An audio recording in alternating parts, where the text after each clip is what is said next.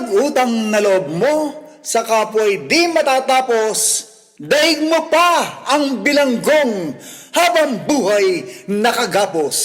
Wala kang utang na loob kung may hanggang isusulit. Lalabas kang walang puso, walang budhit, walang langit. Sumasa inyo ang Sandali ng Balagtasan.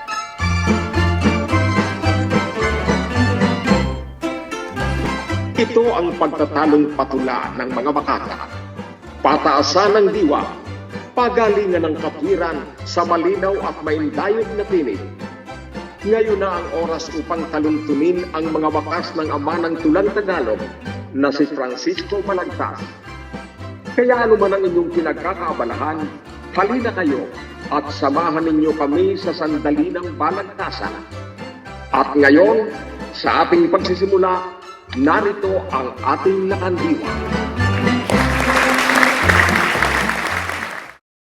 Ang tabing ng balagtasan ay muli kong ibubukas sa makatang nalilimping mga kawal ni Balagtas.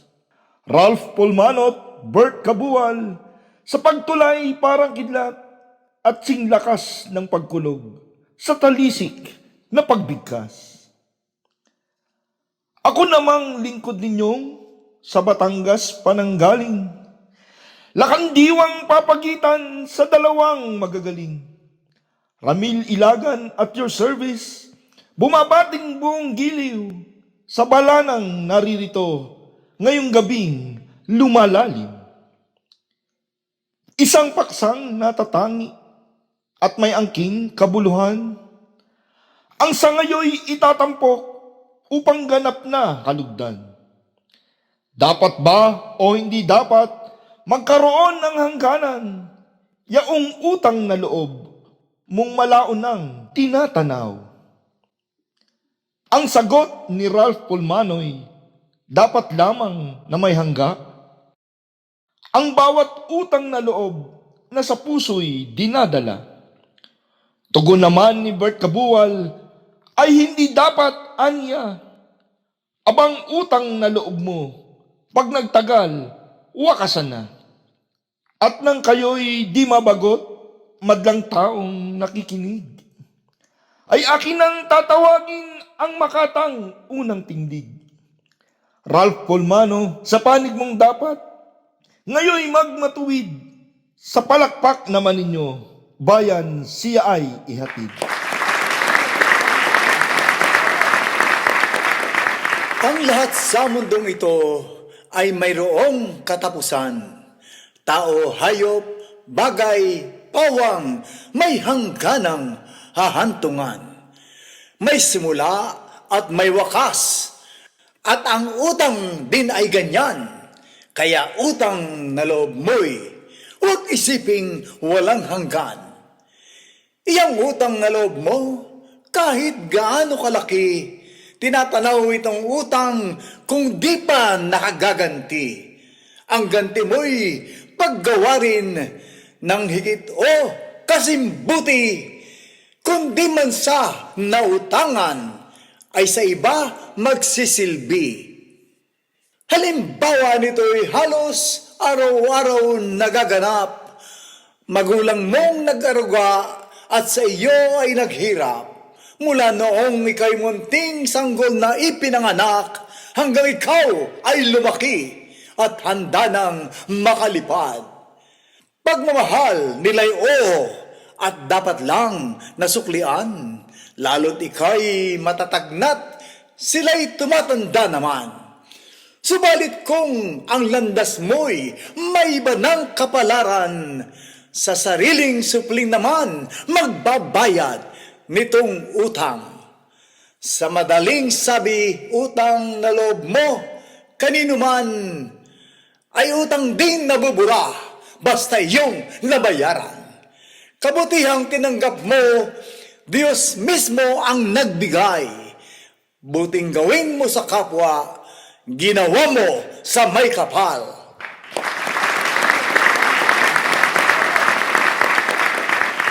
Iyang utang na loob mo sa kurukot pag-iisip, ay di dapat may hangganan, ano pa man ang masapit. Wala kang utang na loob kung may hanggang isusulit, lalabas kang walang puso, walang budhit, walang langit. Natatalos nating lahat na sa irog na magulang, lahat ng utang na loob ay di kayang mabayaran. Noong ika'y ipanganak at sa mundo ay isilang, pinuhunan ng ina mo ay sarili niyang buhay. At ang iyo namang ama ay matapat na nagpagod upang ika'y mapalaki, gabayan at itaguyod.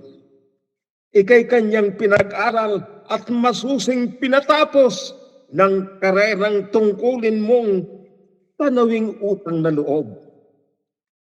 Sa magulang na mahal mo, doon mo dapat ibayad yaong utang na loob mong walang hanggat, walang kupas. Tatanghalin kang dakila ng hinlog mo't mga anak kung sa utang na loob mo sa magulang di umiwas.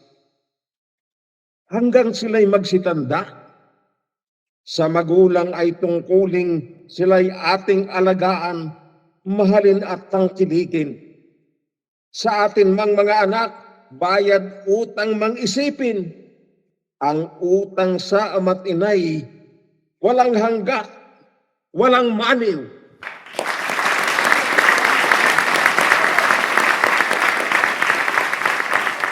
Ako'y di mo nahahadlang sa sunod nilang tindig, nang ang daloy ng sagutan ay lubos nating marinig. Ralph Pulmano, pamuli kang mga tuwiran sa iyong panig, sa palakpak naman ninyo, siya'y minsan pang ihatid.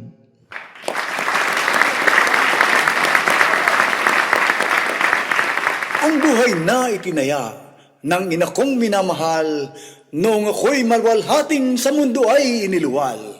At kaya mang malasakit, matiyagang pagpapagal, hinding-hindi itatatwang utang ko ngang tinatanaw.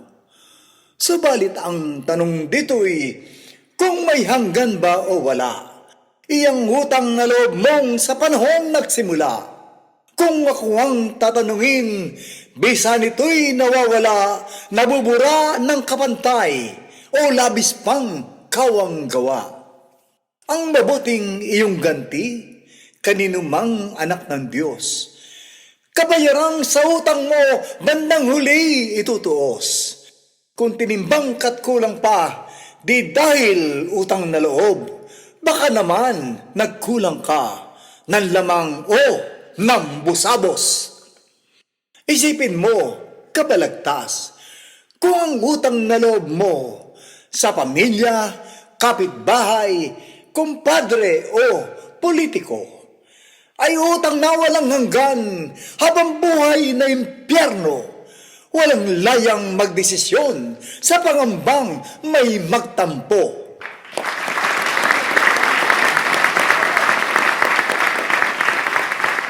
Ang tuwing utang na loob ay iba sa ibang utang na madali mong mapawi sa sandaling mabayaran. Tulad ng utang sa bangkong meron pang kolateral. Pag natubos at bayad na'y narating na ang hangganan. Sa Bombay na nagpa 5-6, ang inutang mong salapi, kung kumpletong mabayaran, ay di ka na nakatali. Matiyagang pagbabayad na ginawang unti-unti ay sumapit sa hangganang maluwag sa iyong budhi. Ang prostitute na umutang ng salaping limpak-limpak na buhat sa bilyonaryo na customer niyang sikat. Pag sa kamay nasiyahan ang galanteng lilot man niya, natanggap na ang hangganan ng utang na biglang bayad. Ngunit ang utang na loob ay totoong ibang-iba. Utang itong habang buhay, walang tapos, walang hangga. Ito'y batas na tradisyon nitong ating lahing sinta na kung ikaw ay lalabag, lilitaw, nasalbahi ka.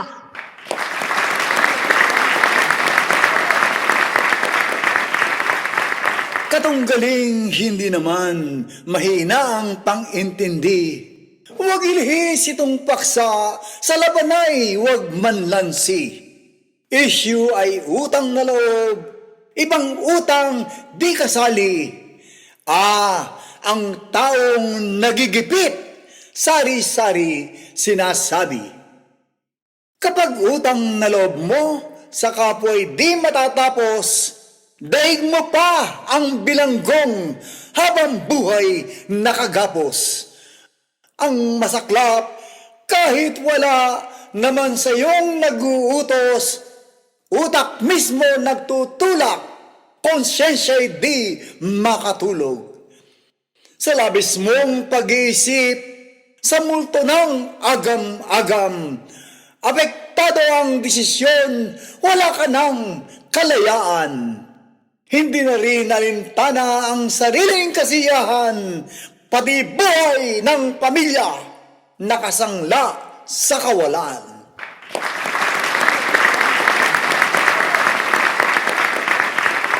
Tayo'y may utang na loob sa datihan nating guro na sa atin ay nagtiyaga at masinop na nagturo.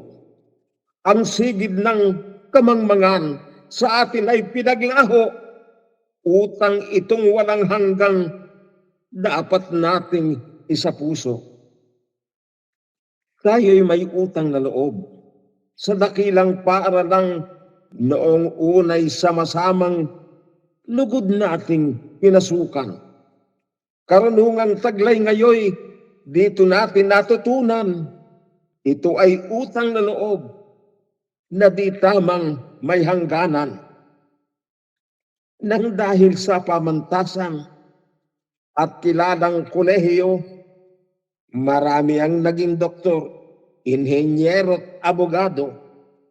May pinanday na makatat, manunulat na premyado. Walang hanggan itong utang ng damdaming makatao.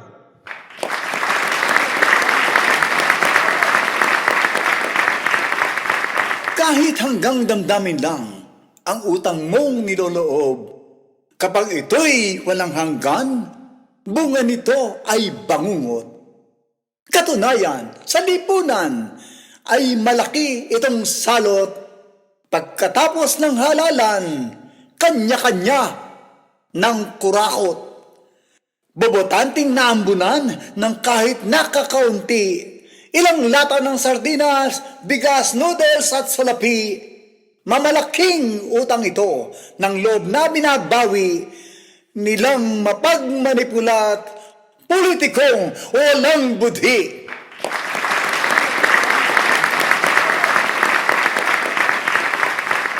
Sa Diyos na darakila ay ating utang na loob nang lalangin itong mundo at ang buong sangsinukob. Sa bigay na pagpapala at biyaya niyang lubos, walang hangganan ang utang sa paham na Amang Diyos. At nang tayo ay tubusin ni Jesus sa kasalanan, ito ay utang na loob, walang wakas at hangganan. At sa bundok ng Kalbaryo, nang sa koros ibayubay, utang natin nang ihandog ang pag-ibig niya't buhay. Katalo ko sa halip na isuko ang gaping panig, ay sa walang hanggang Diyos, paksa nami biniyabit. Itong utang na loob tay para lamang sa daigdig. Itutok ang pagtutuos sa pagitan nating putik. Noong una na mangyaring nalulunod ka sa dagat, matalik mong kaibigan ang sumagip at nagligtas. Ito'y utang na loob mong itinakda ng lumipas walang hanggang pagkilala at utang mong di kukupas. Sa pagtanaw niyang utang wala tayong pagbababag, ngunit walang katapusan, diyan ako'y hindi payag. Kabalagtas, ang puso mo at isipan ay ibukas. Tanaw sa utang na loob ay di dapat na magwakas. Wakasan mo pagkahibang, gamitin ang iyong utak. Wala kang utang na loob kung may hangganang katapat. Tigil na ang pagkakalat. Katwiran mo'y hindi tumpak. Mukhang itong balagtasay nauuwi na sa away. Kaya aking inaawat ang dalawang nagtulaan. Simple itong pagtatalong palitan ng katuwiran at di dapat na magwakas sa marahas na bakbakan. Sa paksa ng balagtasay tungkol sa utang na loob, pinanigan ni Pulmano'y may hangganat pagkatapos. Ngunit itong si Kabuwal ay nanindigang marubtob ng utang na loob. Handa siyang magpagapos. Ang makatang Ralph Pulmano ay di gustong mabilanggo sa kanyang utang na loob sa kapwa at sa kapuso.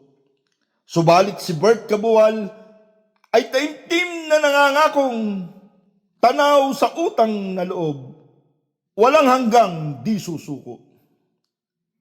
Ako bilang lakandiwa sa timbangan ng matuwid, kapwa sila may katwirang marangal na isinulit. Ang tanong ko ay sino ba ang makatang nakahigit, tatanghalin ngayong gabi na nagwagi at nanalig. Ang sino man sa kanila'y di ko nais na biguin, baka mapintasan akong lakandiwang walang turing. Kaya mga kababayan, sa inyo ang aking hiling, ay kayo na ang humatol, sila'y palakpakan natin. Inyong napakinggan ang Sandali ng Balagtasan.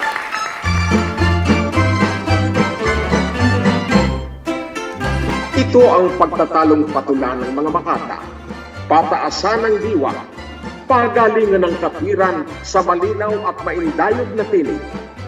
Ito ang pagtalunton sa mga bakas ng ama ng tunang Tagalog na si Francisco Balagtas. Hanggang sa muli, mga kaibigan, sa muling pagtatanghal ng Sandali ng Balagtasan.